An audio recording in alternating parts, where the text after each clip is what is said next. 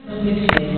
Aconsellado el xurado correspondiente a la medalla purpurina de los premios Andrés Solar de 2007 y estando formado por Yolanda González Huergo, Roy Barbón Barbón, Mónica Fernández García y Rubén Fernández Zapura, que fue el secretario, decídese por unanimidad otorgar el premio al secretario general de la FSA PSOE, Javier Fernández Fernández.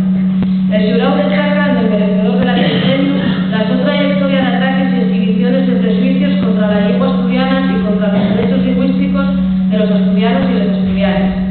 En el 2007, el señor Javier Fernández coleccionó una riestra importante de declaraciones que persiguen como fin último crear una imagen negativa de la lengua asturiana, haciendo badagüellos catastrofistas e intimidatorios en el caso de hacerse el asturiano lengua oficial.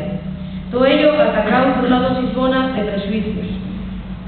Este xurado non entiende como una persona con las responsabilidades políticas del señor Fernández puede caltener todavía zunes para con la lengua, ya superadas por la mayoría de la sociedad asturiana. Amusando una vegada más que desde los más de dirigentes de este partido político, FSA PSOE, hay un interés expreso por otorgar cualesquiera avance hacia la normalización de la lengua asturiana, del que es siempre bono el señor Javier Fernández. El premio entrégalo, tanto el bueno como el malo, un familiar de Andrés Solar. Tenemos el orgullo de tener con nosotros, como otros años, a la hermana, a Lali. Lali, por favor. Por lo menos, el premio vamos a que solo sea en forma de aplauso, vamos a dártelo a ti.